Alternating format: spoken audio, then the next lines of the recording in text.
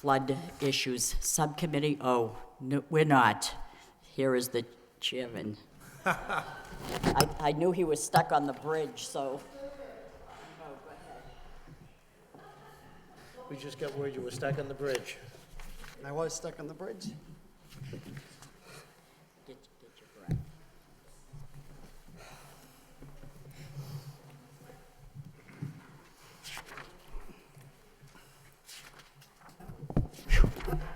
Good evening. I'm sorry I'm late. I was stuck in a little bit of traffic, but this is a meeting of the Flood Subcommittee, and if the clerk could please call a roll. Chairman Elliott, Here. Counsel Laurie, Yeah. Counsel Mercia. Here. 3 present.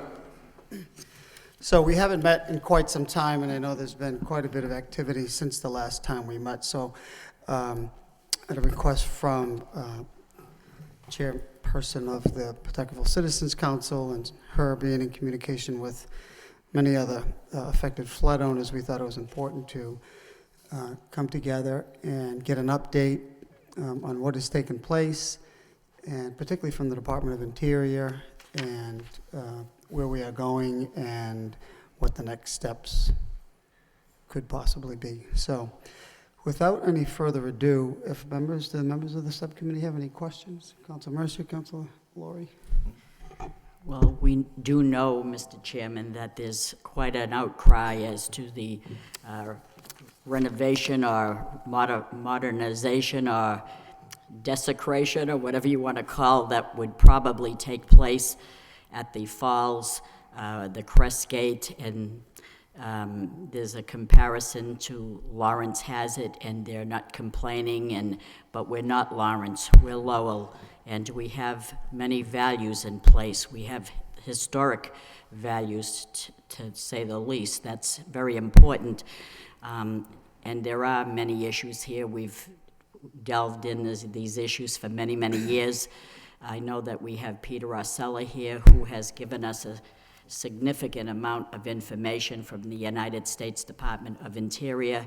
We're very lucky here that we have the national parks who really stick behind us, and the neighbors as well, to say not just what we'd like to hear, but what is right with our city and our dam structure. So having said that, I'll be anxious to hear what Peter Rossella has to say later on. Thank you, Mr. Chairman. You're welcome, Council Laurie. Just I guess a question for Mr. Rossella. Where are we with the negotiations between FERC and the National Park? Now, I know Lawrence does have a dam, a bladder dam, but it's my understanding that's a state park down there, and we're a national park. And I guess would that make a difference also? Well, the Lowell National Historical Park has been involved with this issue since 1999, when it was first proposed by the hydro company. And at that time, we pointed out that it is a national registered district. It's a local historic district. It's in the jurisdiction of the Historic Board. National Registered District, it's a National Historic Landmark District, and within the boundary of a national park. And by the way, Lowell has a Park and Preservation District. The Preservation District comes up to the roadway there and the overlook of the falls. The park boundary actually comes out and follows the falls out and follows it back. So it is very specifically the intent of Congress that the falls be within the national park. And there is language in our authorizing law of the park that says that no federal entity may issue a permit or license for any activity that would have an adverse effect on the resources of the park or preservation district. Now, we find that pretty direct and compelling. And in fact, what I gave you, just gave you a few things in your packet there. You don't have to, there's nothing urgent to look at, but just for background, the top item is a letter dated March 14th from the Deputy Assistant Secretary for Fish, Wildlife, and Parks from Interior. This is the Director of the National Park Service reports to the Assistant Secretary, Fish, Wildlife, and Parks. So this is the director's boss, our agency's boss. And the last paragraph says all federal agencies, including FERC, have a duty to refrain from doing those things. So that is a great reminder. We're in a mode where we're trying to get some last items on the record, because essentially the FERC staff has assembled this whole long history, and believe me, it's voluminous, the record. So we want to make sure that at the end of this process, they know that our attorneys are unhappy, and we have a 7-page letter from February 15th from our attorneys to FERC saying, here's why we're unhappy very specifically. We have the March 14th letter from FERC. I saw that the town of Chelmsford sent a letter, I thought I had it here somewhere, recently, again, just to get their displeasure on the record. And again, let me go back to what folks are advocating for, because it's become clearer over time. It was not always clear. What's happening now, the boards are not going down, and the boards are adding stress, or the pins are adding stress to the dam because there are too many pins. Once upon a time, I don't know if I should have this further away if I'm echoing here. Once upon a time, under the standards of the license, the pins were 20 inches apart on average. Today, they're 6 inches apart. Am I right? 6 inches? Not 9, 6? 6. Okay, 6, 7, or 8. Bottom line is not 20.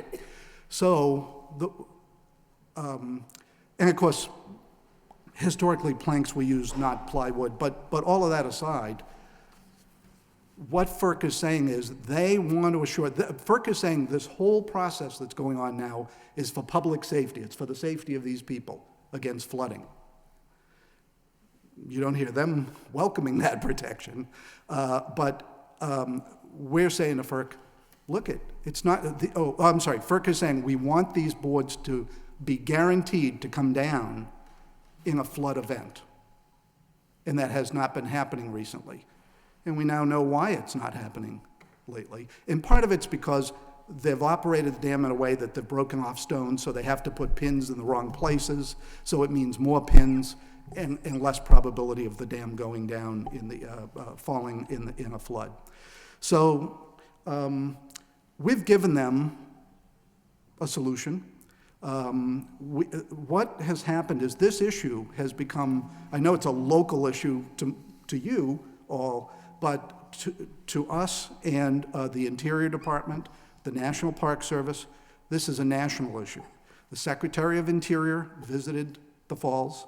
The Director of the Park Service has been here to visit the falls. Just holding up what I handed out to you members of the committee is a case study by the U.S. Department of the U.S. Advisory Council on Historic Preservation, and this happens to be just a cover story in a professional publication of the industrial archaeology world. But when you read the thing, they're talking about Lowell. They're talking about this resource and the importance of this resource in history. Lawrence is not a national park, and FERC has a duty to comply with laws applicable to historic resources, which they need to do here. Can I have a follow-up question? Thank you. Do we know, or has Anel ever said, how much water it needs behind the dam to run at peak? For example, they want to hold X amount of water back. Mm-hmm. But if X amount is going over the dam and they're running at peak, what would be the purpose? I'm sure in the volumes of materials we've got quantities or flow data galore. But I guess what I'd say to you is, if the crest gate functions, its intent is to make sure that until the water is well over the top of what is currently the flashpoint height, that no water goes over the dam. So much of the year you're going to see total dryness at the bottom of the dam. Now you see when those boards, or even when the boards are up, you see water coming through. When they talk about increasing energy efficiency by up to 10%. That's what they're talking about, is closing off the water falling over the falls. So only at the highest water levels would they have water going over. And again, by the time it gets that high, if the historic method is used, the flashboards would go down, the basin would begin to empty, so it would not be filling up the, in the groundwater. And so when a storm comes, it would be down in advance of the storm, and it would be down for some time after the storm to allow the basin to drain. And Enel has been very, very clear. They're not willing to make any commitments as to when, in advance of a storm, the gates would go down, or when, after a storm, the gates would come up. Are we watching them in Lawrence? Now, they own a dam in Lawrence also, right? Now, they have the Crest Gate down there. Have we watched them at all to see if they are lowering it, or? Well, I don't think they have the flooding, the people to be impacted by flooding backing up in a neighborhood like you've got here. If I were working for a hydropower company, I would want a Crest Gate, because it's automatic. All I have to do is press a button, maybe program a computer. The thing opens, the thing closes. Sure, I can understand that. What we're saying is, you can put them anywhere you want in the whole United States. Keep them off of the Lowell Dam because of its historic status. The other thing I got to tell you is, their current design, which includes anchors into bedrock, through the top of the dam, down into bedrock, and then the Crest Gates across horizontally, they have acknowledged this has not been implemented anywhere at all. So this method has not been done anywhere. So we have a letter, and it's at the back of the materials I just gave you, from the U.S. Bureau of Reclamation. Their role is dams and hydropower. And the U.S. Bureau of Reclamation is essentially saying, when you go down, put the anchors in all the way down, and again, we're not talking solid granite here. These are blocks with fill inside. So now you've got something anchoring through. Then you've got something horizontal that is attached to it. So now you've got the force of the water in the back of the Crest Gates, and you've got all this pressure, tremendous, tremendous pressure on something that's either going to move laterally or vertically. Basically what they're saying here is there is a real problem to the structure of the dam if this is implemented. So now we've asked FERC to consider that, and apparently they have. But they just put out let's see, March 21st, a notice on their website that they've done a technical evaluation of the U.S. Bureau of Reclamation's objections structurally. However, the information's classified. None of us can see it. So we have no idea what they're doing. They've done this again on the actual study of flooding, the backwater analysis. They said there's a new one that's been submitted by Enel, but it's classified. No member of the public can see it. And thirdly, they had never done an analysis of the current proposal from Enel, which dates to July 18th, 2012. So they've done, apparently, an analysis of that, but it's classified. We can't see it. These are all in the last 3 weeks. So, and our attorneys have requested it, and we'll see if it comes. But my sense is they're doing whatever due diligence they feel they need to do, that they're moving toward a decision. They have to put together a briefing from the staff to their commissioners, the Federal Energy Regulatory Commissioners, to take a vote on this. It could come anytime, there's no deadline. And my sense is we just wanted to be sure that our position was on the top of the briefing. The last thing they heard was, we're not satisfied.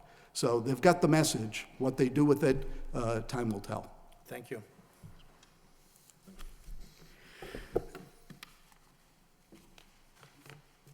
So, do you have any questions, Councilor Marcia? Okay, so I just have a couple follow-ups. Thank you. That was very helpful, a good recap of where we have been and where we're going. From the city's perspective, I know that at one point in time, we took a vote, or we took several votes, opposing this project, and that was all part of information gathering at that point in time during the application process by NL. What can we do from here on out, if anything, to either reiterate or reaffirm our position, knowing that a decision is coming down in the future? Is the permitting, is the public process, it's complete, but is there anything else that we can do to weigh in? Because Peter Esseller and Department of Interior want to be on the top of the pile. I would like to be right under. We would like to be on top, but we understand DORs. It's fine either way. But I think it would be important for us to reaffirm our position that we took, I think it was a couple of years ago anyway, to let them know, them being FERC, that in light of this additional information, we want to reaffirm our position. Sure. The city did participate, and as a party in interest, the last meeting I think that we had attended was probably about a year ago, and that was during the session with both FERC as well as the National Park. As Peter was explaining, the debate has been ongoing, and there's been also substantive differences between how FERC interprets the status of the proceedings and how the National Park interprets the status of the proceedings.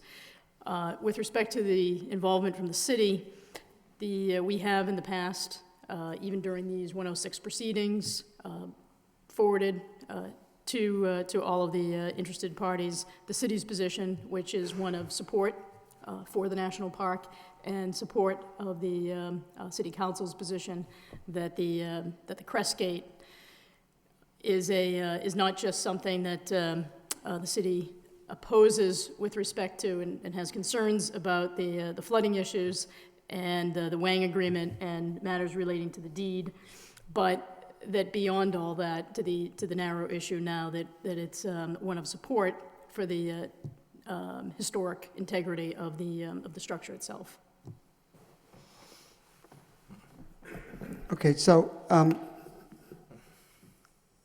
at this point, going on record again, I mean, we can go on record here, but we have we have filed appropriate documents at the appropriate time with the city's position, particularly on the flooding issue. So, Mr. Ossello, to the best of your knowledge, is FERC had requested additional studies, additional information on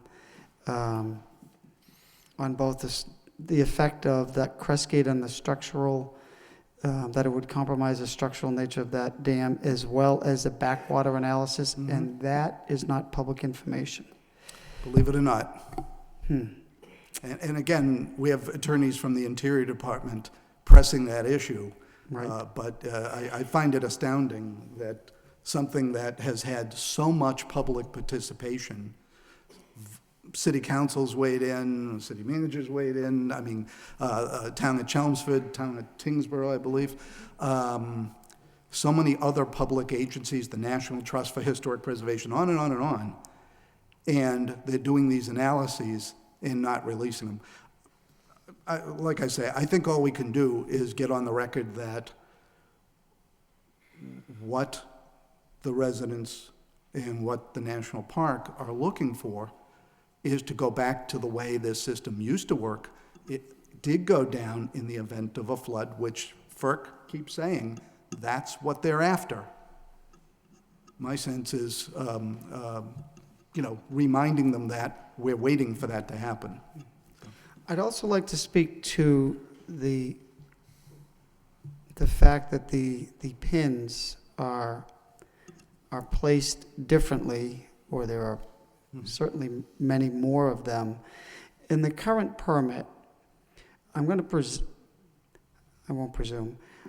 are there not guidelines to you, Madam Solicitor, or you, Peter, when that permit was issued, whenever it was issued, with the flashboards and the location of the pins being set, there's got to be, there had to be some guidelines, some specifications is the word I'm looking for, where, how, at what elevation that can be set at. And now when it changes, includes, I'm thinking even including the diameter of those pins, which, I mean, that clearly has an impact on whether those boards will fail or not during a particular stage.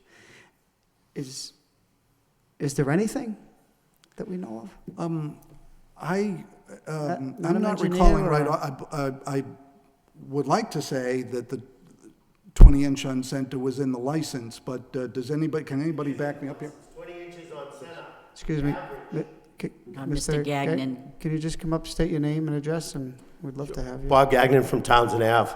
Yeah, the FERC license does say on average 20 inches on center, because it's a little difficult drilling through cement, but it also says 8 pins per board. And Peter's right, there's some spots where it's even less than 6 inches.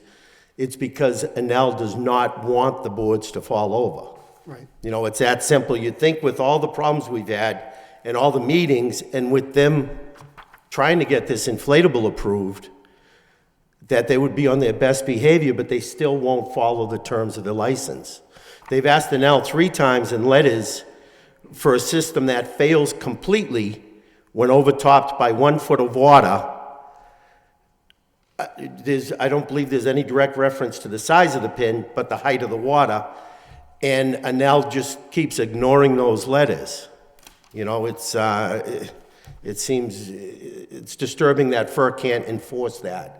If I could add, that Bob Gagnon's photo, right, this is yours, That's right? it, Is attached to our solicitor's letter, so I think it's toward the back of your packet there. So it's on the back of the solicitor's letter, it's one of his attachments, making the point, because it makes the point so well, that the bars are spaced so close. Those are about 5 inch there. Right, and so if there's 16 per board, what are the chances that the board's going to go over in the event of a flood? So it's really a great photo, and it took us a while to find it and then appreciate it, so thank you, Bob. But when our lawyers finally looked at it, they said, wait a minute, we need to object to this. So I think these are the things that they're probably studying now. But it concerns me that the results, as they do these memos and research and ask Enel for more information, there's been zero communication with us or anybody else. Yeah, we do have one more thought on something that we could do. We met with former city manager Bill Topia, John Nappy and myself, a week or 2 ago, and he thought of a plan to come up with a city ordinance that mirrors the FERC ordinance. When he said it, I said, well, FERC overrules everything. He said, no, make the city ordinance just like the FERC license, 20 inches on center, the boards failing completely, according to FERC's definition, when they're overtopped by 1 foot of water, and that the city would have the right to enforce that license because it's not going above and beyond FERC's. If we can't get enforcement on a federal level from FERC, perhaps we could get it on a citywide level, since it affects us most directly. I know a couple of years ago there was a lot of talk that the inflatable's going through no matter what, but it's been sitting on FERC's desk for 2.5 years, so it may not, and it may be many more years before it's approved, if it is. In that time, we should be afforded full flood protection according to the FERC license. That's nothing above and beyond. That's what the FERC license calls for now. That's not being enforced. I agree. I agree that what is in place should be enforced. And how do we do that, Madam Solicitor? I mean, clearly we've known in the past that Enel is not going to be in compliance or abide by the terms of the agreement. What are we afforded from a legal perspective to And I agree, I go by there all the time. I was wondering why these boards were not failing. And, you know, today it's a warm day, we know it's coming. We know that all the snow up north is melting and it's gonna come down. And so I think this meeting is timely, but what can we do?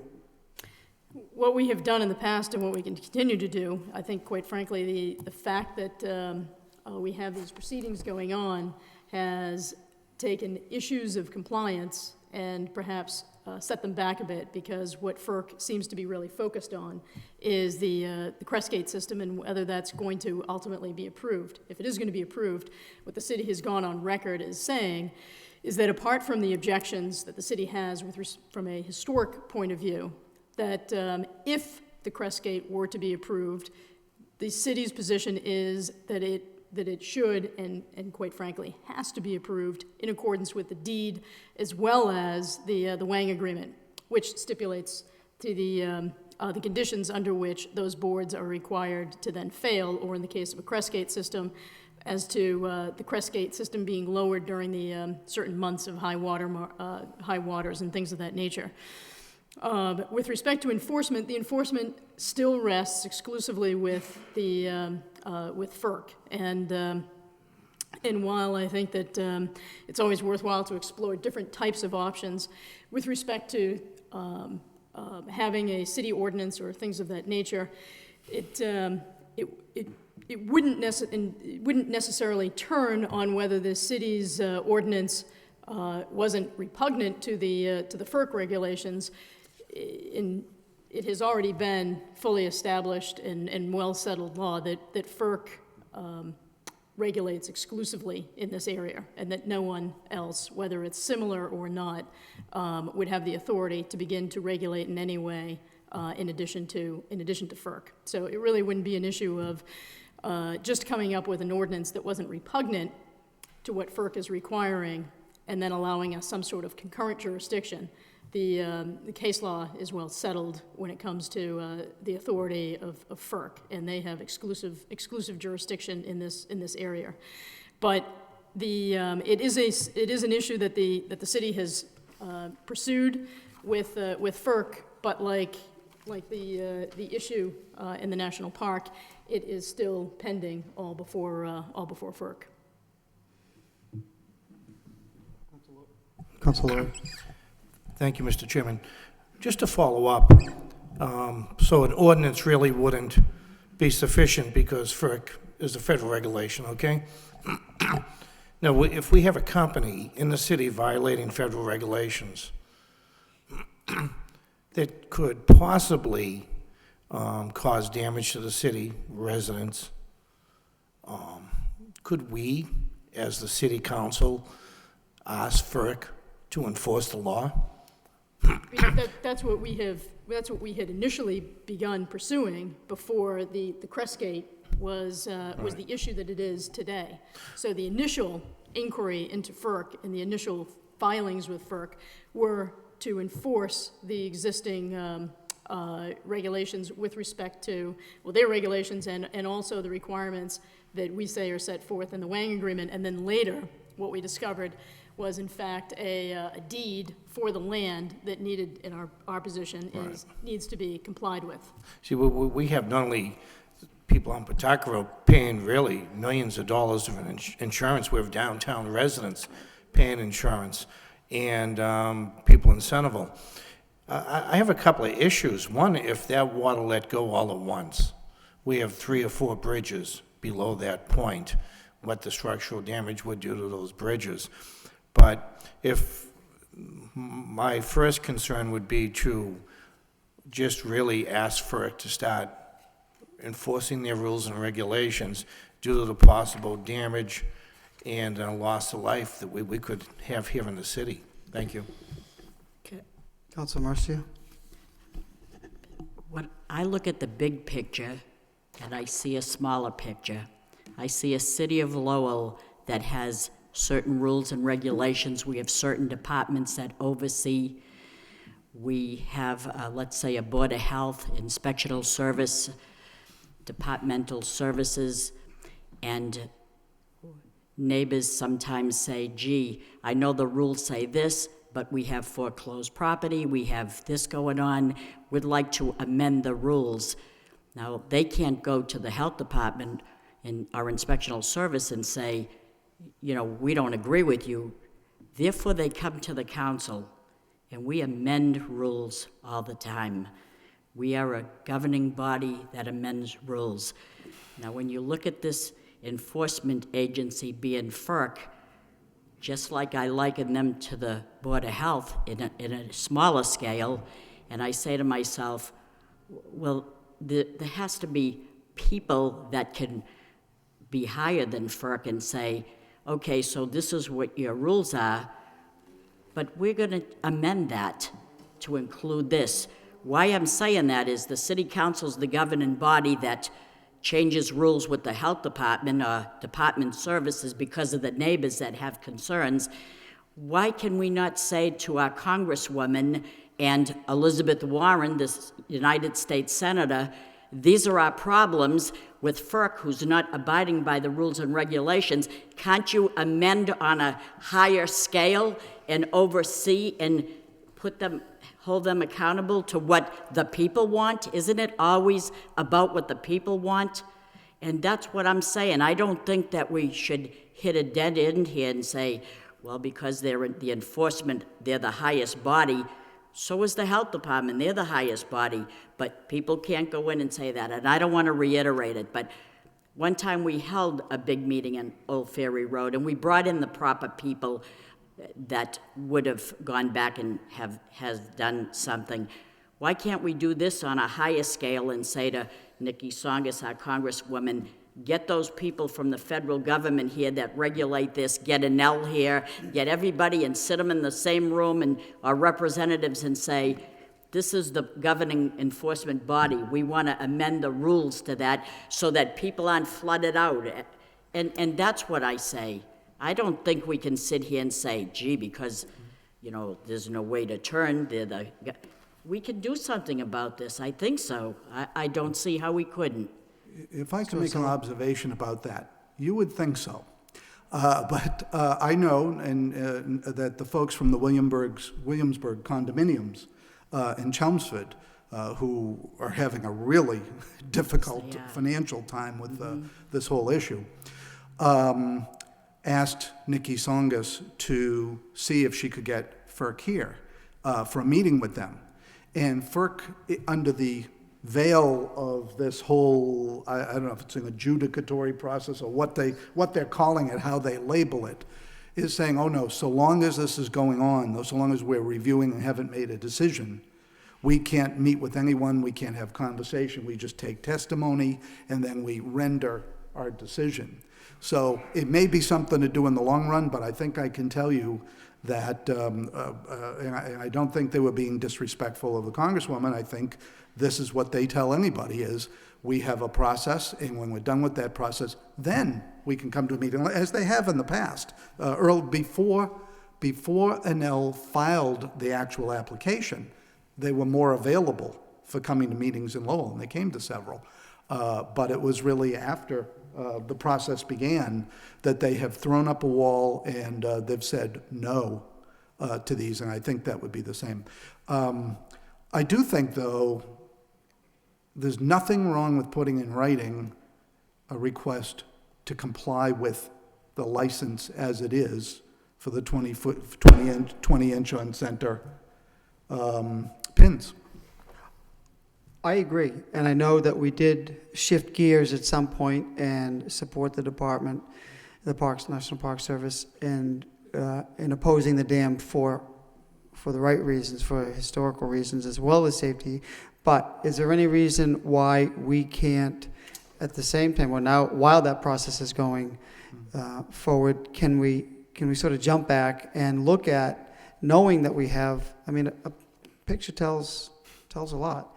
Can we not, and I agree, Mr. Osala, I think at this point in time, we do contact Congresswoman and our senators to say, and ask them to send a letter, or the city, whatever. I think maybe both would be effective, and let them know that they're not in compliance, and make them be in compliance until this, adjudication or this administrative proceeding is complete, a decision is rendered. But in the meantime, like anything else, you have to be in compliance. So I think that makes some sense. Madam Solicitor, do you want to?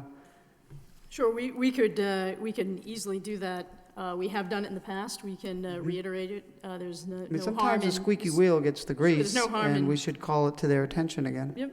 There's no harm in doing that and in sending that type of communication. Again, in the past, as I had mentioned, the communication that we did send not only was just about the issue concerning the park, but it also spoke to the issue of compliance. And that has been the city's issue all along.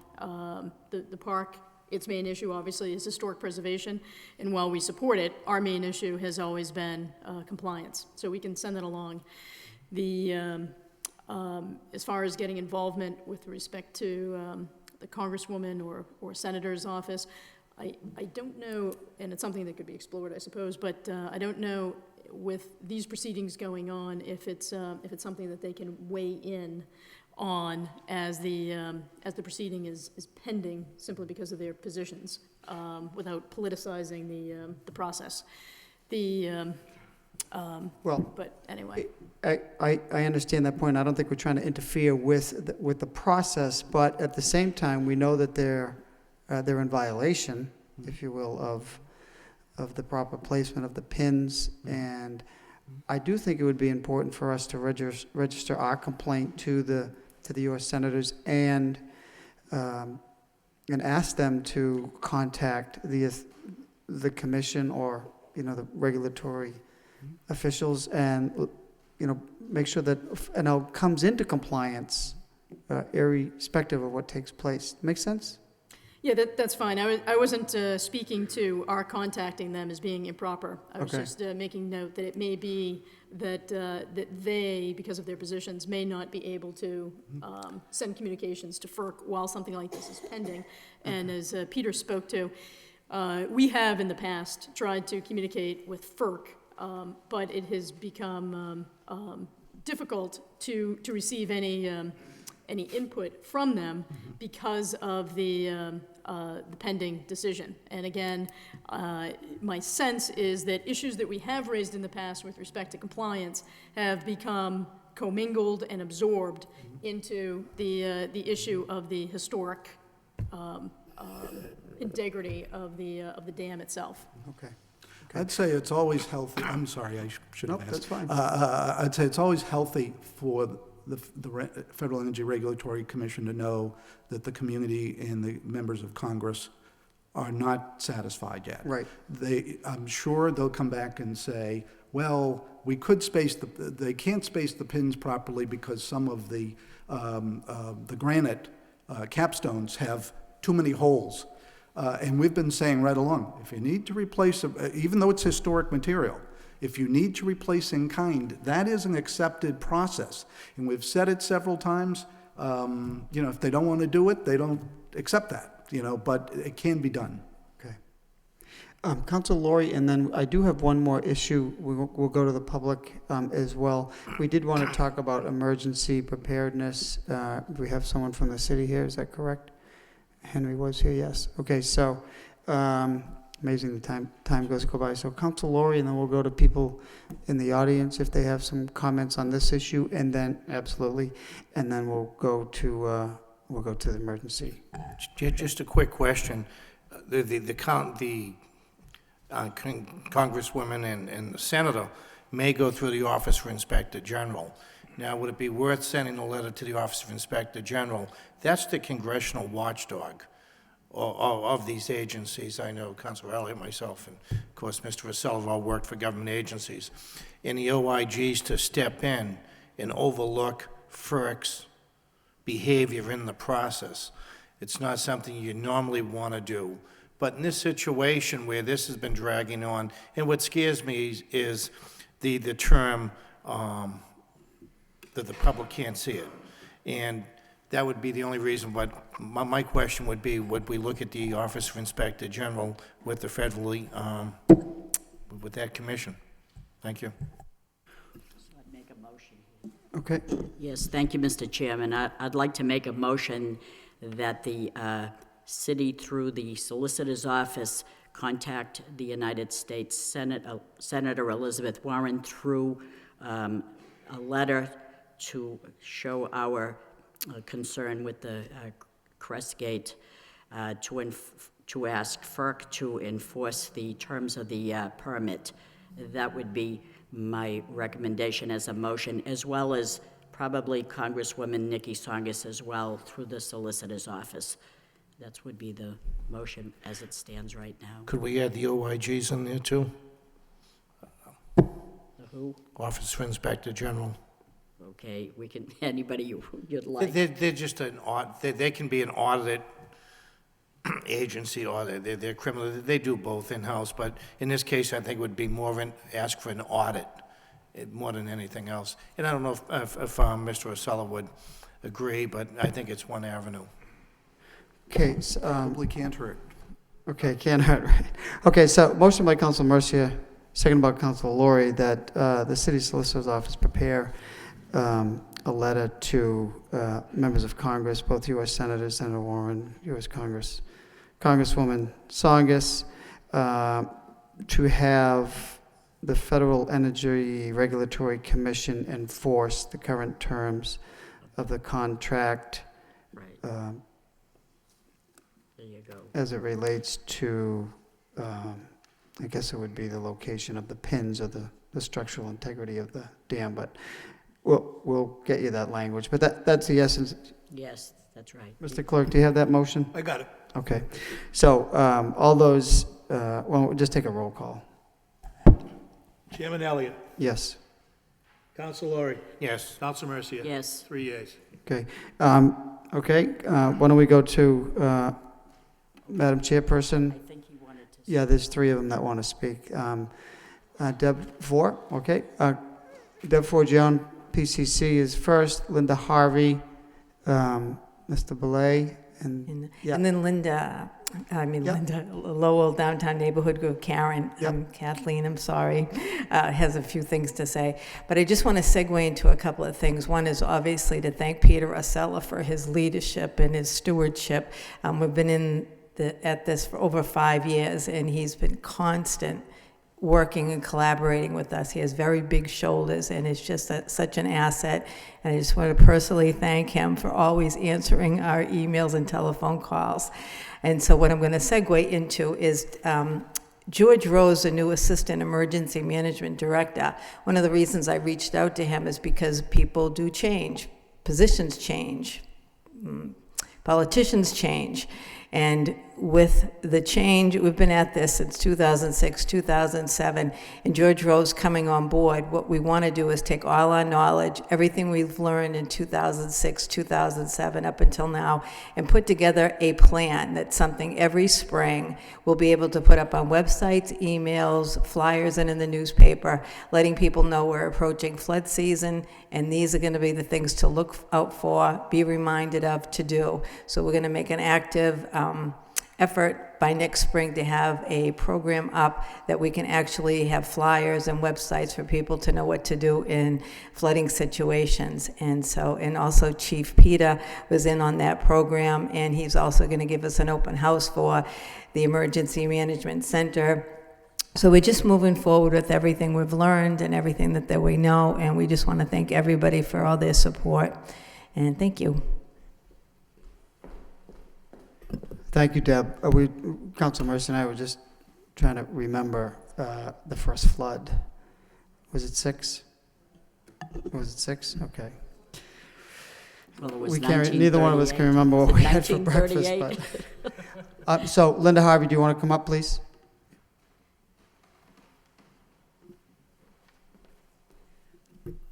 It was quoted in the Lowell Sun in 2006 that it cost the city $20 million for that flood alone. The residents paid thousands, Anel paid nothing.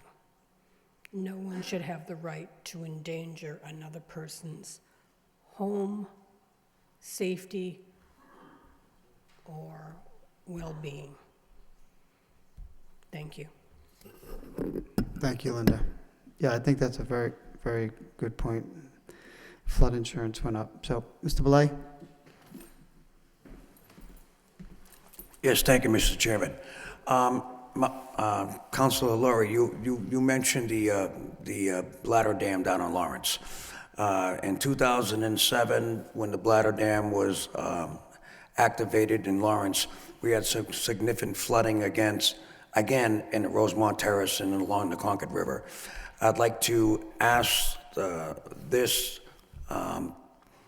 board if we could somehow get involved with the Lowell Emergency Management and the Lawrence Emergency Management to communicate and ask FERC in impending flooding to lower that bladder dam ahead of a flood event, because that is holding the water back. I mean, I've heard of that. It's holding the water back. So in impending flooding, ask Anel, or Lawrence Emergency Management, ask Anel to lower that bladder dam to alleviate the pressure back in Rosemont Terrace and the Concord River. Thank you. Thank you. Kathy?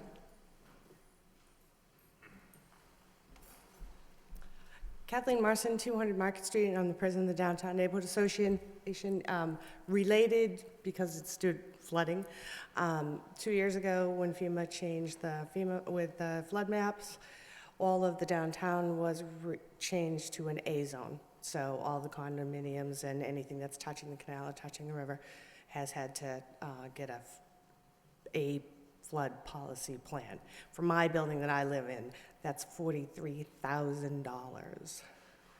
And we were able, actually, Adam Clausen is not here, but we've been working with him. He's been very helpful. If people want to get in touch with him, he's been able to work with FEMA and get some of the buildings that were developed prior to,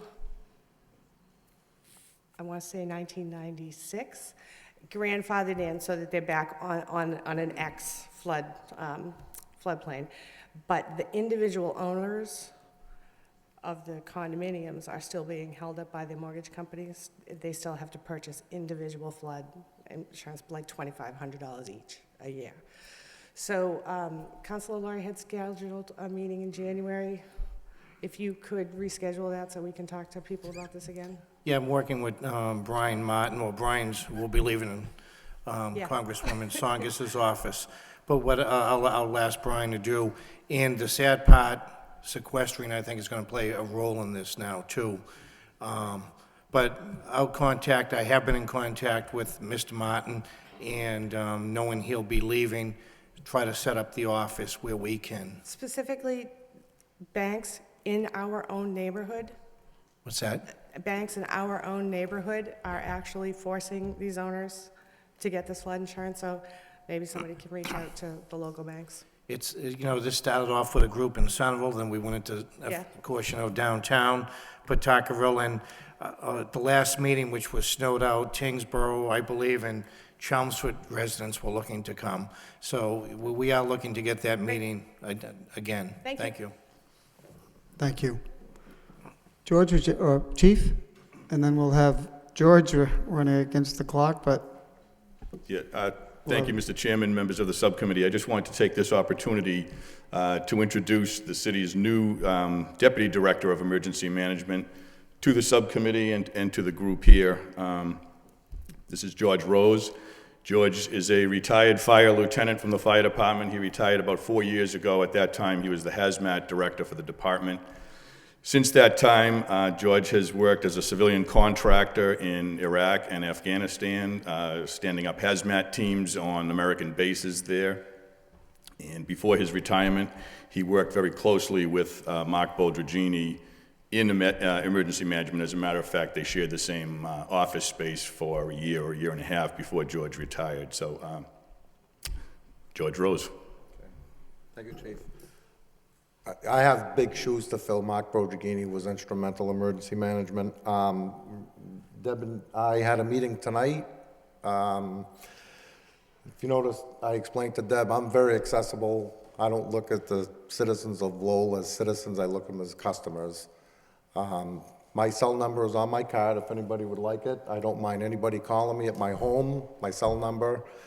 I understand everybody's concerns about the floods. There's a lot of legal things that obviously I can't handle, but emergency management, and we do have a lot of things, I think, that are miscommunicated, Debbie, is that correct? A lot of things you didn't understand that actually do take place behind scene. So one of the things we're going to do for all neighborhood groups, besides coming up with pamphlets to prepare for flooding, is do simple things like bring them for tours in EOC, to actually let them know that there are people behind the scenes that they don't see that are looking out for their well-being. So, and I want to thank you all for giving me an opportunity in this position. Well, thank you.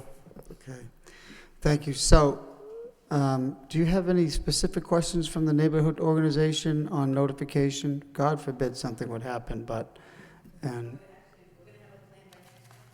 you're gonna have a plan? She'll have one before that, Counselor. Okay, great.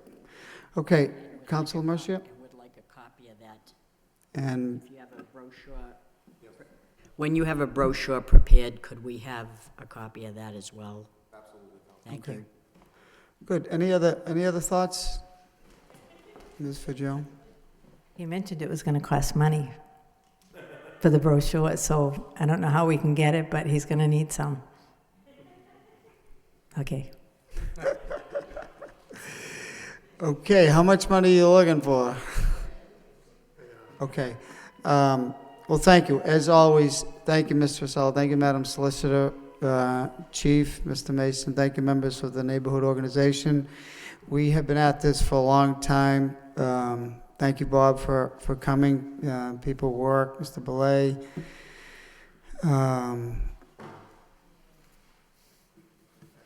I'm losing. I had my brain. I can't say it. No, we got Council Leahy here and Council Madonza. Thank you for coming. John Nappy. Thank you, Council Marcia and Andrea. So I think it's very productive. Thank you. As usual, I think we're very informative. We're going to stay on this. It's amazing. It's been 7 years, but that's okay, because I think we're staying the course and we're going to protect the neighborhood and protect the city resources. And I think we've proven that nothing's going to stop us from doing it. So we'll stand. Motion by Councilor Laurie, seconded by Councilor Mercia to adjourn. All those in favor signify by saying aye. And the opposed? So ordered. So moved. Thank you. Have a great.